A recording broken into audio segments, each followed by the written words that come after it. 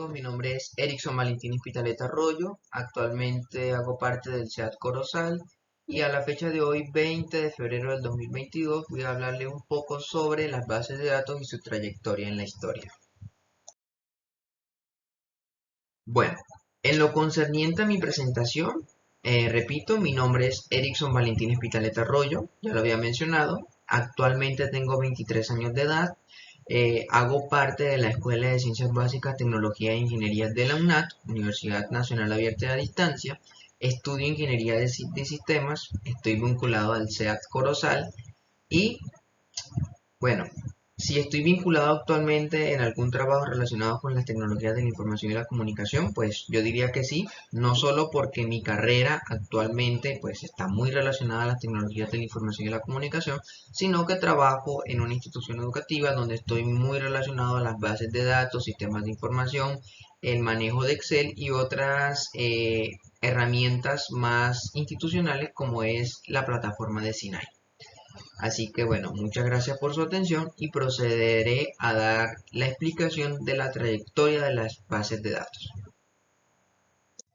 Bueno, voy a hablarles un poco sobre la trayectoria que tienen las bases de datos. Principalmente las bases de datos comienzan su ciclo en la década de los 60.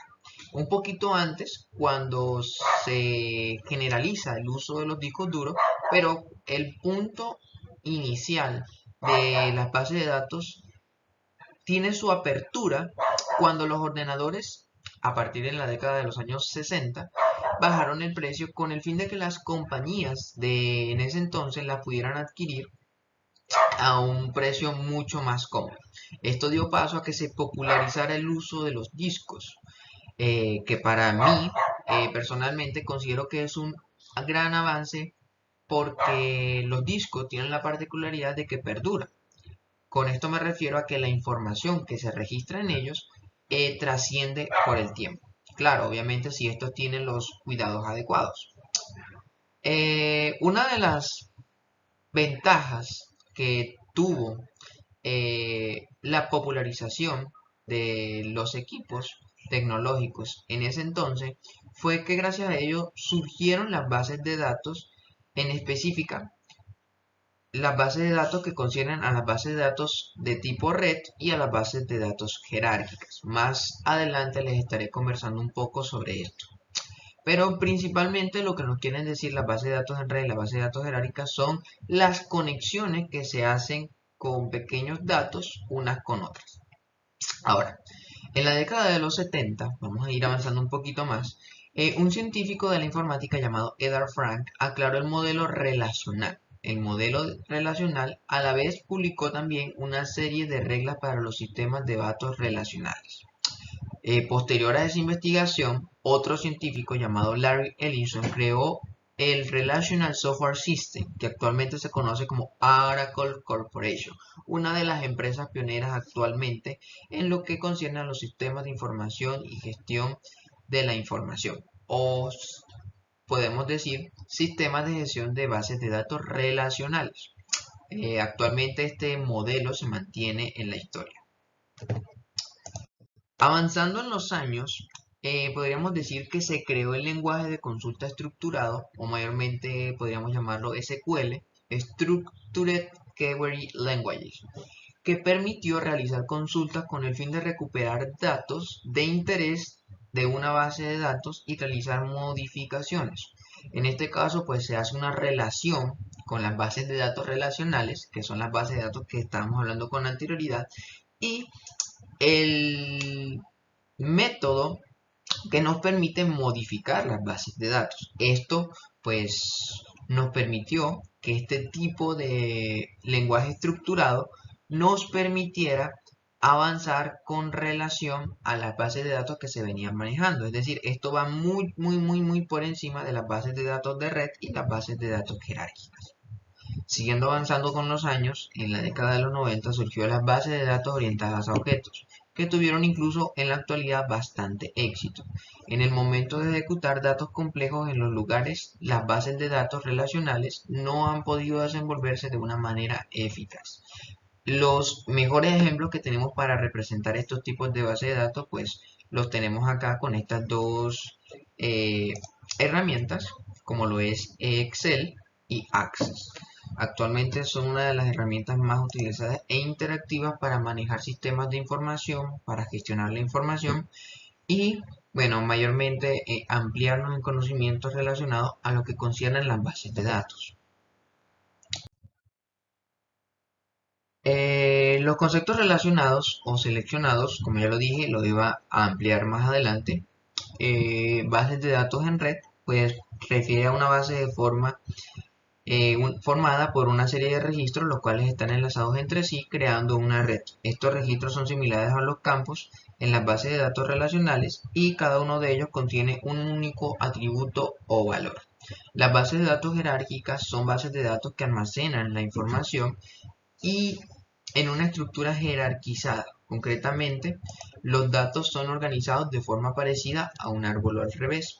Estos sistemas, tanto las bases de datos en red como las bases de datos jerárquicas, pues tienen la particularidad de que permiten organizar la información a través de listas y árboles. El concepto de listas y árboles es muy fundamental para estos tipos o estos dos tipos de bases de datos.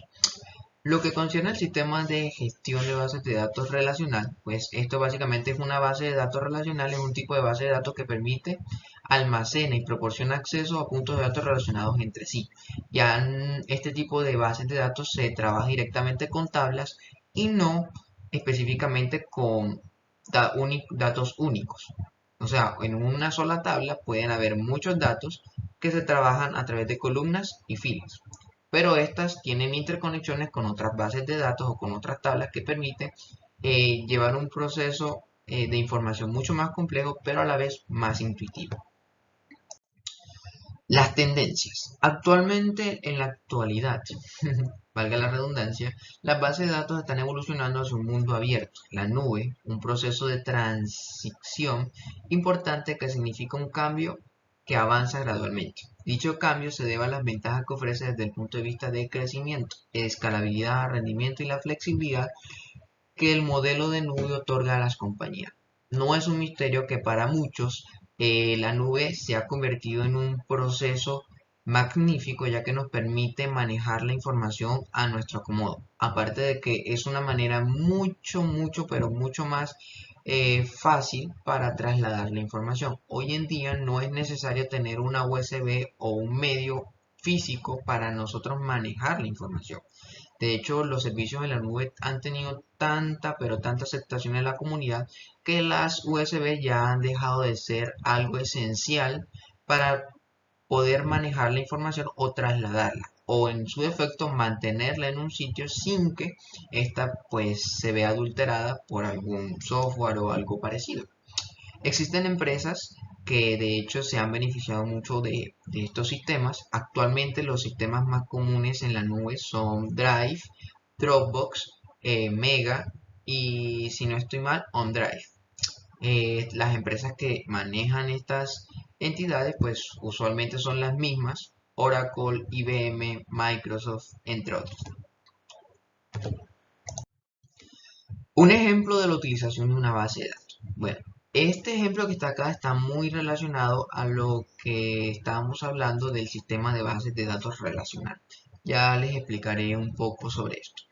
En cuanto a ejemplos de utilización de la base de datos, podemos utilizar pues un registro de pacientes de consultorio, médico u hospital, la base de datos de los libros y revistas en una biblioteca o librería y los estados de cuenta bancarios de los clientes de una institución financiera. Pues estos tres son ejemplos claritos de lo que concierne una base de datos.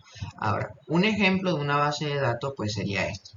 Tenemos una clave primaria que nos identifica pues algo y una dirección de registro. Como vemos, tenemos aquí una relación que nos lleva a la misma información.